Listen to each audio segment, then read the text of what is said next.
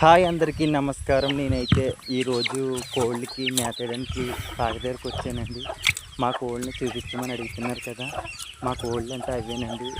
చాలా కోడిపిల్లలు ఉండి కానీ చనిపోయాయి. వాటికి చిన్న చిన్న పుల్లులాగా వచ్చి చనిపోయాయి.